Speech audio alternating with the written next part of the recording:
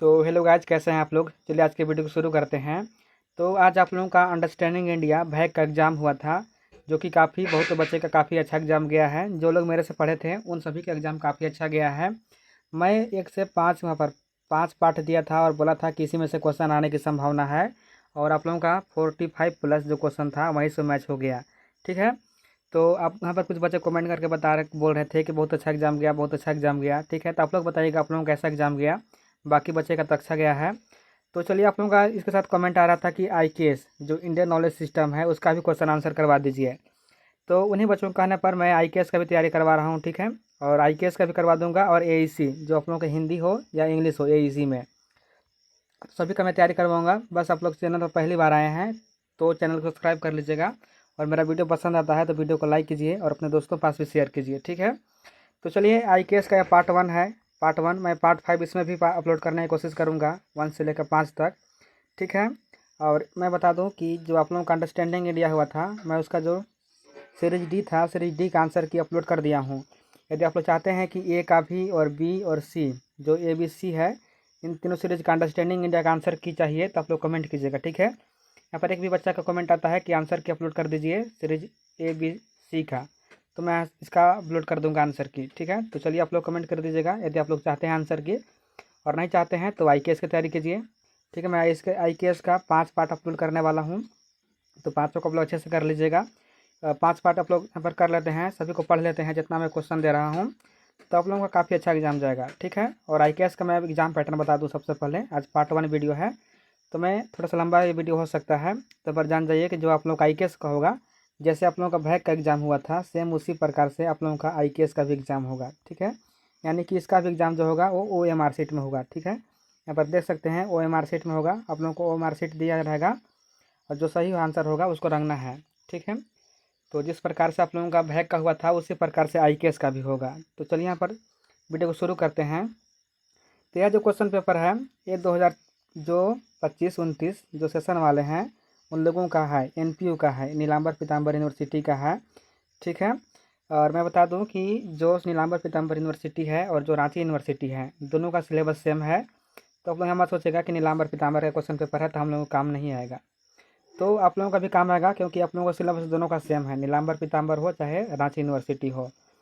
तो जो आप लोगों के 25 काफ़ी आप ही लोग के जो बैच के जो बच्चे थे उन लोगों का सेमेस्टर 1 का एग्ज़ाम हो गया, और उन लोगों का भी रिजल्ट भी अभी जारी हो गया है। तो उन्हीं लोगों का क्वेश्चन पेपर है, तो चलिए इसको देख लेते हैं कि किस प्रकार से क्वेश्चन पूछता है। और इसका भी टाइमिंग आप लोगों का रहेगा 1.5 घंटा और 50 क्वेश्चन रहेगा ऑब्जेक्टिव। तो ऐसा रहने वाला है आप लोगों के एग्ज़ाम। यदि आप लोग का किसी प्रकार से कोई डाउट होता है तो आप लोग मेरे पास कमेंट कीजिए, मैं कमेंट में आप लोगों का जवाब देने का कोशिश करूँगा।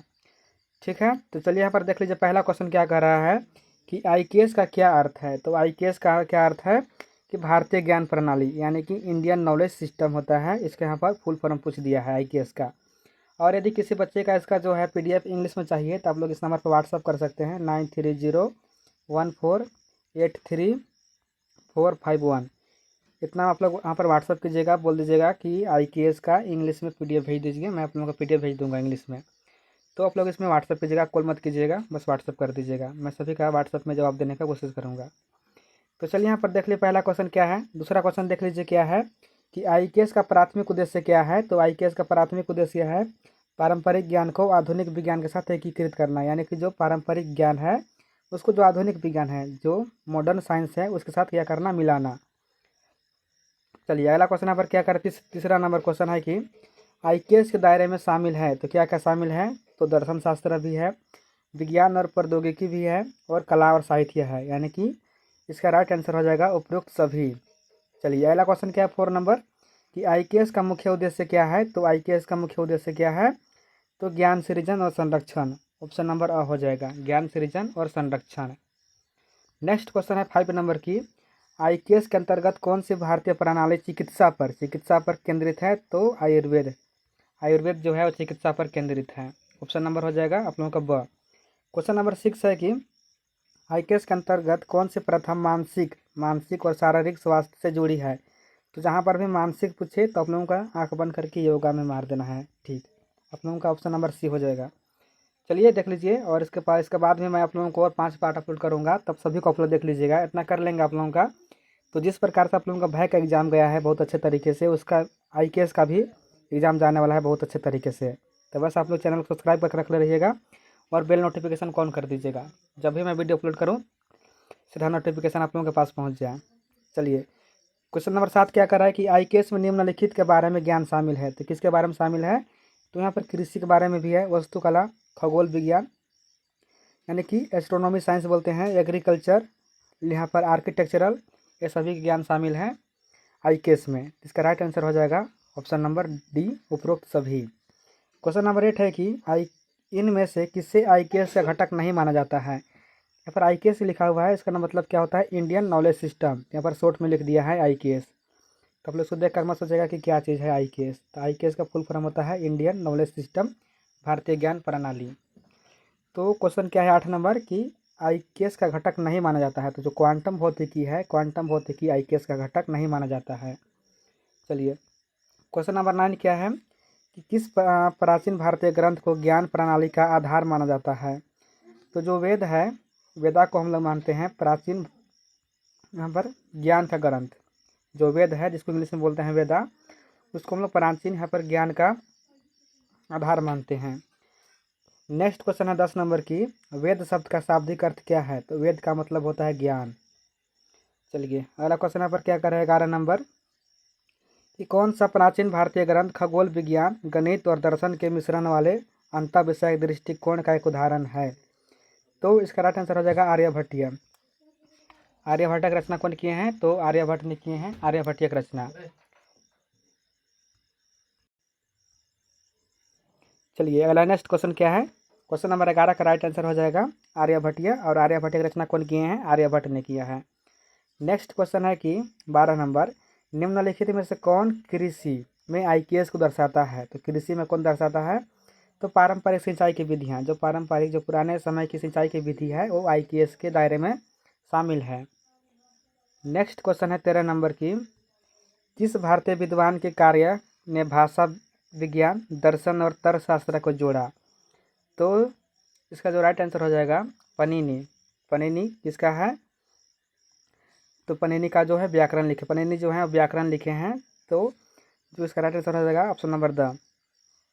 जो कौन विद्वान थे? पनीनी जो थे वो, और भाषा विज्ञान और दर्शन और तर्कशास्त्र को जोड़ा। ये जो तीनों है, भाषा विज्ञान है, फिलोसॉफी है, यहाँ पर तर्कशास्त्र है, ये सभी को जोड़ा कौन? पनीनी। नेक्स्ट क्वेश्चन है 14 नंबर की, IKS में खगोल विज्ञान का गहरा संबंध निम्नलिखित में से था। तो किस में था? तो IKS में जो खगोल विज्ञान का गहरा संबंध है किससे है? तो अनुष्ठान, पंचांग निर्माण और कृषि। ऑप्शन नंबर ब हो जाएगा यहाँ पर right answer. Next question 15 number है कि IKS का कौन सा क्षेत्र ध्वनि, गणित और अध्यात्म को जोड़ता है। तो जो संगीत है, संगीत, ये ध्वनि हो गया, गणित हो गया, अध्यात्म को जोड़ता है। 15 का राइट आंसर हो जाएगा संगीत। ऑप्शन नंबर यहाँ पर स हो जाएगा। नेक्स्ट क्वेश्चन है 16 नंबर की, कौन सी पारंपरिक सिद्धांत स्वास्थ्य के लिए चिकित्सा, आहार और जीवन शैली को एकीकृत करता है। तो आयुर्वेद। ऑप्शन नंबर क्या हो जाएगा इसका? द हो जाएगा, आयुर्वेद। अगला क्वेश्चन है कि आयुर्वेद भारत की पारंपरिक चिकित्सा पद्धति किसका भाग है। तो जो आयुर्वेद है किसका भाग है? अथर्ववेद का। ऑप्शन नंबर हो जाएगा आप लोगों का ब, अथर्ववेद का भाग है आयुर्वेद। चलिए, अगला क्वेश्चन क्या कह रहा है कि चरक संहिता ग्रंथ मुख्यतः किससे संबंधित है। तो जो चरक संहिता है वो आयुर्वेद से है, और आयुर्वेद के जनक किसे कहा जाता है? तो महर्षि चरक को।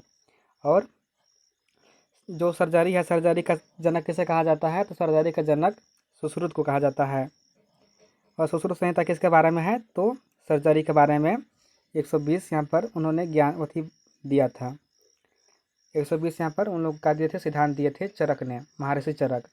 और महर्षि चरक को ही सर्जरी यानी कि शल्य चिकित्सा का जनक कहा जाता है। अगला क्वेश्चन यहाँ पर 19 नंबर है कि पनीनी का अष्टाध्यायी निम्नलिखित का एक महत्वपूर्ण स्रोत है। तो अभी मैंने बताया कि जो पनीनी है, पनीनी का कौन सा है? यहाँ पर व्याकरण है, व्याकरण उन्होंने लिखा है। अगला क्वेश्चन 20 नंबर है कि सुश्रुत संहिता मुख्य रूप से ज्ञान का स्रोत है। तो किसका स्रोत है? सर्जरी। सर्जरी हमें मैं बताया जो सुश्रुत संहिता है वो सर्जरी के बारे में बताता है, और चरक संहिता आयुर्वेद के बारे में बताता है। तो दोनों को अच्छे से याद कर लीजिएगा, ये दोनों में से क्वेश्चन आने की संभावना है आप लोगों के एग्जाम में। अगला क्वेश्चन है किस नंबर है कि किस प्राचीन ग्रंथ का भारतीय वास्तुकला ज्ञान का प्राथमिक स्रोत है। तो वास्तुशास्त्र, ऑप्शन नंबर ब हो जाएगा आप लोगों का राइट आंसर। क्वेश्चन नंबर 22 है कि आर्यभट्ट की सबसे प्रसिद्ध रचना कौन है। तो आर्यभट्ट का सबसे प्रसिद्ध रचना आर्यभट्टिया है। आर्यभट्टिया एक पुस्तक लिखे हैं आर्यभट्ट ने, और इनका सबसे प्रसिद्ध यहाँ पर रचना है आर्यभट्टिया।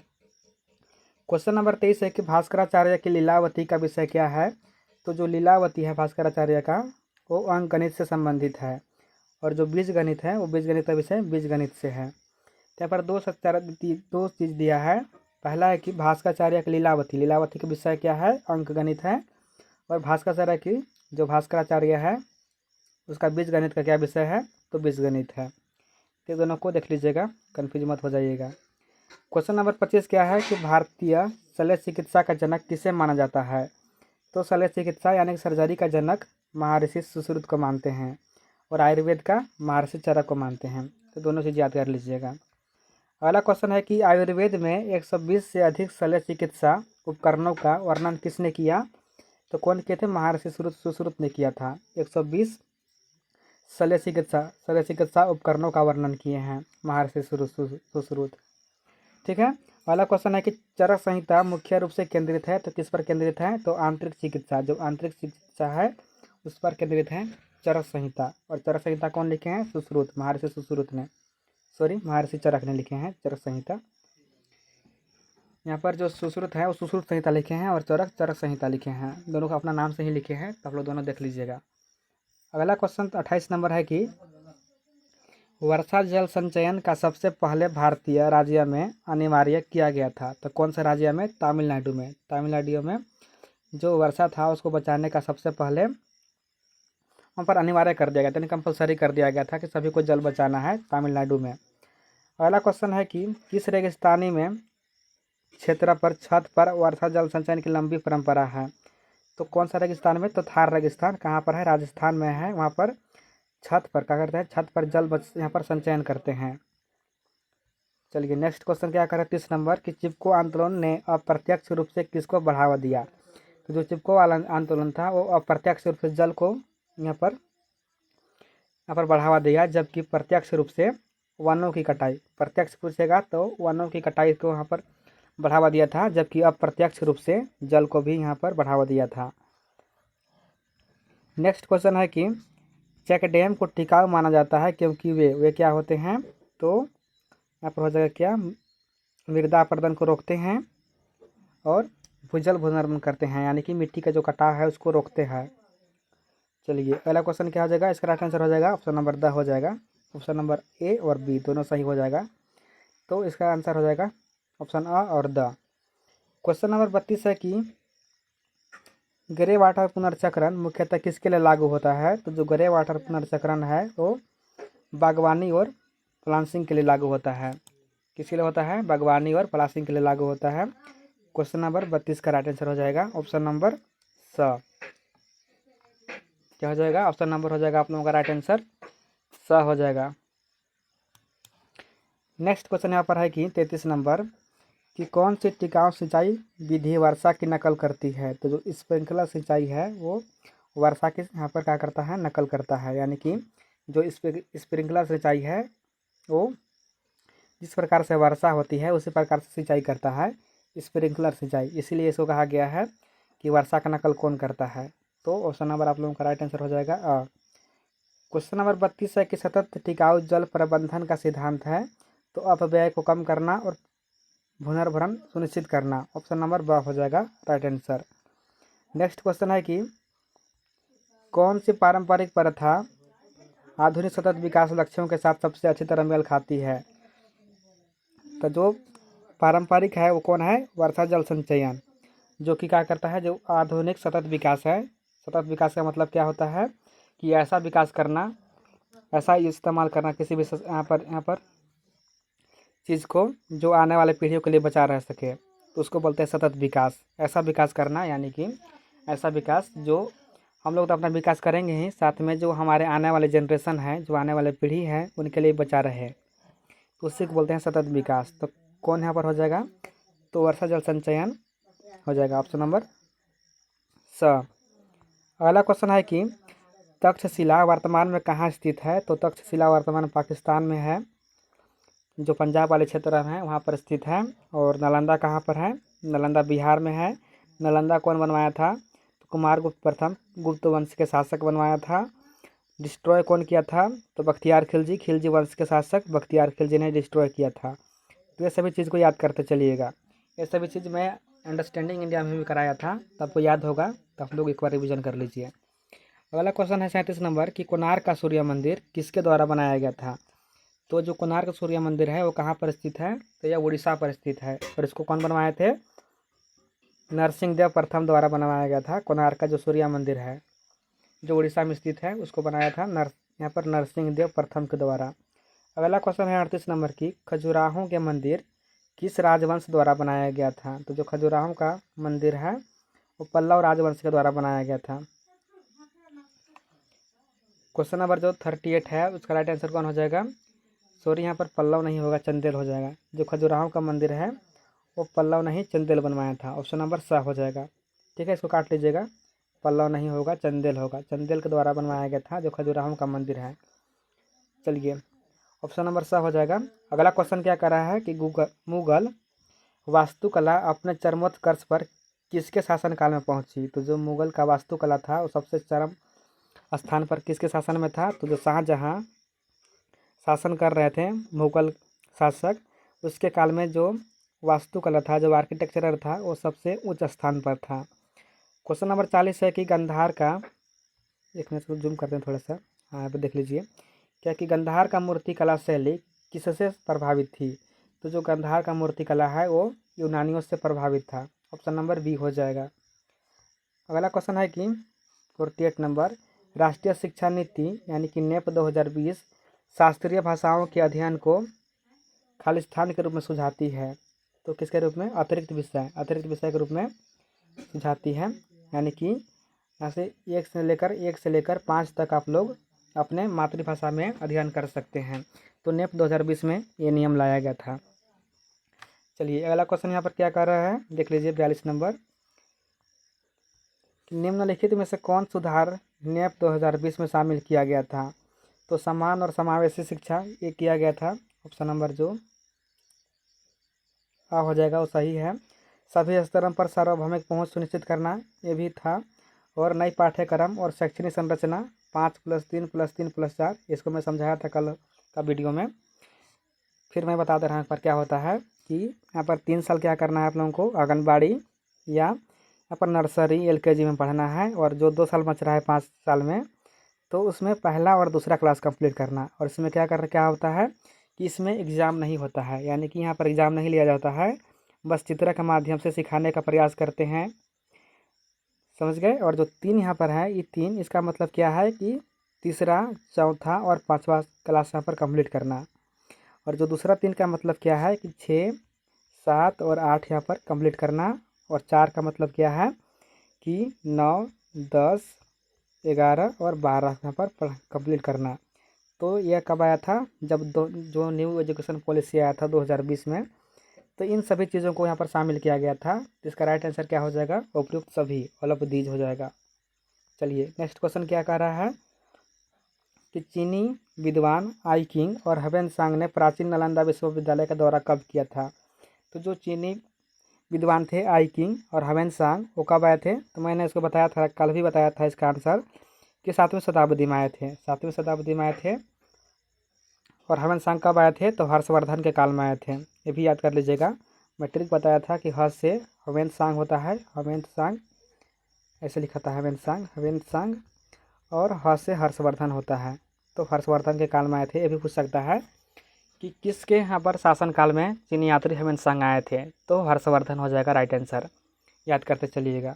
चलिए अगला क्वेश्चन यहाँ पर क्या कर रहा है कि मंदिर के सबसे पवित्र भाग को क्या कहते हैं। तो जो मंदिर का सबसे पवित्र भाग होता है, जहाँ पर जो मुख्य देवता होते हैं, जो मेन देवता होते हैं, उनकी मूर्ति होती है, उसको गर्भगृह कहते हैं, ऑप्शन नंबर स हो जाएगा, गर्भगृह। अगला क्वेश्चन है कि महाबलीपुरम के रथ मंदिर, जो महाबलीपुरम में रथ मंदिर है, का निर्माण किस राजवंश शासक द्वारा किया गया था? तो जो महाबली के रथ मंदिर है उसको पल्लव, यहाँ पर पल्लव होगा, महाबलीपुरम के रथ मंदिर का निर्माण करवाया था पल्लव वंश के शासक ने। नेक्स्ट क्वेश्चन है 47 नंबर की, अंगकोर वाट मंदिर परिसर किस देश में स्थित है? तो जो अंगकोर वाट मंदिर है वो कहाँ पर है? कंबोडिया में है, कंबोडिया में स्थित है अंगकोर वाट मंदिर। अगला क्वेश्चन है 48 नंबर की, एलिफेंटा की गुफाएं किस देवता को समर्पित है? तो एलिफेंटा की जो गुफाएं हैं वो भगवान शिव को समर्पित है। अगला क्वेश्चन है कि 49, निम्नलिखित धरोहर स्थलों में से किस में वास्तुकला की द्रविड़ शैली है? तो यहाँ पर जो इसका राइट आंसर हो जाएगा वो हम्पी, हम्पी जो है जो कहाँ पर है? महाराष्ट्र में है, वहाँ पर वास्तुकला का द्रविड़ शैली मिलता है। और आज के लिए आखिरी क्वेश्चन क्या है कि इनमें से कौन सी गुफा मंदिर बौद्ध, जैन और हिंदू धर्मों को समर्पित है? यहाँ पर देखिए तीनों भगवान हैं, कौन? बौद्ध, जैन और हिंदू, तीनों यहाँ पर धर्मों का समर्पित कौन करता है? तो एलोरा का जो मंदिर है, एलोरा का मंदिर। ठीक है, तो आप लोगों का ये रहा 50 क्वेश्चन, और इसके अलावा मैं पार्ट 2, 3, 4, 5 और 6 तक लाने का प्रयास करूँगा, अन्यथा मैं 5 तक दे दूँगा और 6 का जो है PDF भेज दूँगा, आप लोग कमेंट करेंगे तब। लेकिन मैं पार्ट 2, 3, 4, 5 का सभी का वीडियो लेकर आऊँगा जल्द से जल्द। और आप लोगों का एग्ज़ाम इसका 5 तारीख के हैं, तो आप लोगों को मैं 5 तारीख से पहले अच्छे से तैयारी करवा दूँगा, तो आप लोग टेंशन ज़्यादा मत लीजिएगा। बस मैं जितना दे रहा हूँ आप लोग उतना पढ़ लीजिएगा, आप लोगों का काफ़ी अच्छा एग्जाम जाएगा। जिस प्रकार से आप लोगों का भैक एग्जाम बहुत अच्छा गया, उसी प्रकार से IKS का भी एग्ज़ाम जाने वाला है, तो आप लोग टेंशन मत लीजिएगा। मैं जितना पढ़ा रहा हूँ मैं उतना आप लोग करते जाइएगा बस, ठीक है। और आंसर की का जो मैं बता रहा हूँ, यदि आप लोग कमेंट करेंगे तो इसका आंसर भी जो अंडरस्टैंडिंग इंडिया का सीरीज A है, B है और C, तीनों का मैं आंसर की करवा दूँगा, आप लोग कमेंट करेंगे तब। यदि एक भी बच्चा का कमेंट आता है तो मैं इसका आंसर की अपलोड कर दूँगा, ठीक है। बस इतना ही आज की वीडियो में, और इसके अलावा मैं पार्ट 2 आप लोगों को अपलोड कर दूँगा। और इसका जो PDF है हिंदी वाला, हिंदी PDF मिल जाएगा आप लोगों को यूट्यूब के डिस्क्रिप्शन बॉक्स में। यूट्यूब में जाइएगा, जो मेरा वीडियो प्ले हो रहा है वहाँ पर डिस्क्रिप्शन बॉक्स में डाउनलोड कर लीजिएगा। और इंग्लिश का जो PDF है, मैं जो व्हाट्सअप नंबर दिया था ऊपर में, उसमें आप लोग व्हाट्सअप की मैसेज कीजिएगा हाय लिखकर, मैं इसका जो है आंसर PDF भेज दूँगा इंग्लिश में, ठीक है। और किसी प्रकार से कोई भी डाउट हो तो आप लोग कमेंट में पूछ सकते हैं, मैं हर एक बच्चा का कमेंट पढ़ता हूँ और सभी का जवाब देने का कोशिश करता हूँ। तो बस आप लोग कमेंट कीजिएगा, ठीक है। बस इतना ही, धन्यवाद, अच्छे से तैयारी कीजिए, थैंक यू।